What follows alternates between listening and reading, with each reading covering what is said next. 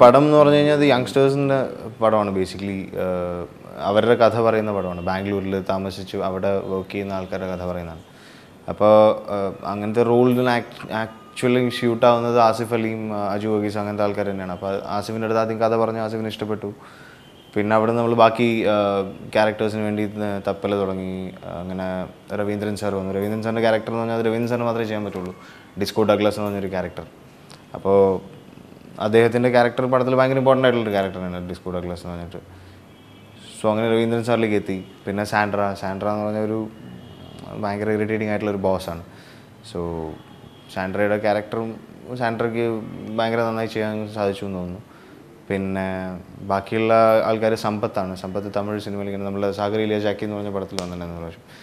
അപ്പോൾ പുള്ളി ഭയങ്കര നല്ലൊരു ആക്ടറാണ്. ഗോവ പോലുള്ള സിനിമയിലൊക്കെ, ആരണ്യകാണ്ഡം പോലുള്ള സിനിമയിലൊക്കെ പുള്ളി ഭയങ്കര നല്ല ആക്ടറാണ്. അപ്പോൾ അദ്ദേഹത്തിനെയും നമ്മൾ പോയി കഥ പറഞ്ഞ് പുള്ളിക്കും കഥ ഇഷ്ടപ്പെട്ടു.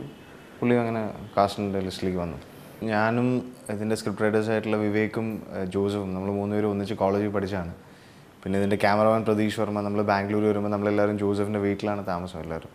അപ്പോൾ അങ്ങനെ അത്രയും അടുത്ത സുഹൃത്തുക്കളായിരുന്നു, അത്രയും സിങ്കായിട്ടുള്ള ആൾക്കാരാണ്. അപ്പോൾ നമ്മളെല്ലാവരും വർക്ക് ചെയ്ത് തുടങ്ങി. നമ്മൾ മൂന്നുപേരോട് ഒരു കോൺസെപ്റ്റ് ഉണ്ടാക്കി. ഇത് VKP സാറിന് വേണ്ടിയിട്ടാണ് ആദ്യം ഈ സ്ക്രിപ്റ്റ് എഴുതിയത്, പുള്ളിക്ക് ഡയറക്റ്റ് ചെയ്യാൻ വേണ്ടിയിട്ടാണ്. പക്ഷേ അദ്ദേഹം നത്തോലി എന്ന് പറഞ്ഞ പടമായിട്ട് ബിസി ആവുന്നു. അത് കഴിഞ്ഞിട്ട് പുള്ളീനെ നമ്മളോട് പറഞ്ഞു നിങ്ങൾ ചെയ്തു പോയി പടം എന്ന് പറഞ്ഞ് ഫുൾ സപ്പോർട്ട് തന്ന് നമ്മൾ മുന്നോട്ട് കൊണ്ടുവന്നപ്പോൾ നമ്മളതങ്ങ് ചെയ്ത് തുടങ്ങി.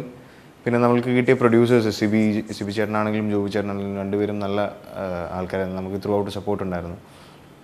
പിന്നെ ഒരു ടീം അങ്ങോട്ട് ഫോം ആവുമായിരുന്നു. ഇപ്പോൾ ബാക്കിയുള്ള ആർട്ട് ഡയറക്ടർ ഭാവൊക്കെ ആണെങ്കിലും ഈസ് എ വെരി എക്സ്പീരിയൻസ് ആയിട്ടുള്ള ഒരാളാണ്, ഒരുപാട് എക്സ്പീരിയൻസ് ഉള്ള ഒരാളാണ് ഭാവക്ക.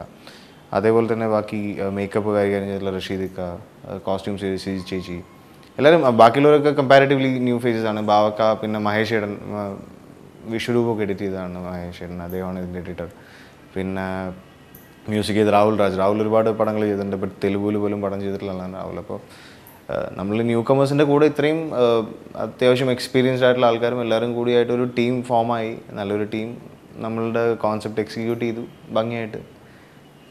It's nice actually. നന്നായി വന്നിട്ടുണ്ടെന്ന് വിശ്വസിക്കുന്നു. ആൾക്കാർക്ക് ഇഷ്ടപ്പെടുന്നു എന്നാണ് എനിക്കറിയാൻ സാധിക്കുന്നത്. ഇപ്പോൾ യൂത്തിന് ഇഷ്ടപ്പെടുന്നു ആൾക്കാരെല്ലാവരും, പയ്യന്മാർക്ക് എല്ലാവർക്കും ഇഷ്ടപ്പെടുന്നു, കോളേജ് പിള്ളേർക്ക് എല്ലാവർക്കും ഇഷ്ടപ്പെടുന്നു എന്നൊക്കെ പറയുന്നു.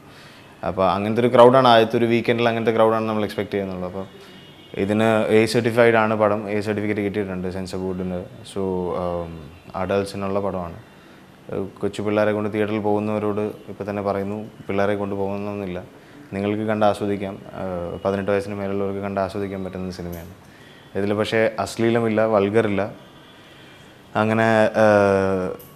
അങ്ങനെയുള്ള ദ്വയാർത്ഥ പ്രയോഗങ്ങൾ അങ്ങനത്തെ സംഭവങ്ങളൊന്നുമില്ല. ഇതിൽ നമ്മൾ മെയിനായിട്ട് പ്രതിപാദിച്ചിരിക്കുന്ന സബ്ജക്റ്റിൽ കഞ്ചാവ് ഭയങ്കര ഇമ്പോർട്ടൻ്റ് ആയിട്ടുള്ളൊരു എലമെൻ്റ് ആയിട്ടാണ് ഈ പടത്തിൽ ത്രൂ ഔട്ട് ഉണ്ട്. അത് കഞ്ചാവ് ഈ കഥയിൽ ഒരു എന്താ പറയുക അവിഭാജ്യമായിട്ടുള്ള ഘടകമാണ് ഈ കഞ്ചാവ് എന്ന് പറയുന്നത്. സോ അതിൻ്റെ പേരിലാണ് മെയിനായിട്ട് A സർട്ടിഫിക്കറ്റ് കിട്ടിയിട്ടുള്ളത്.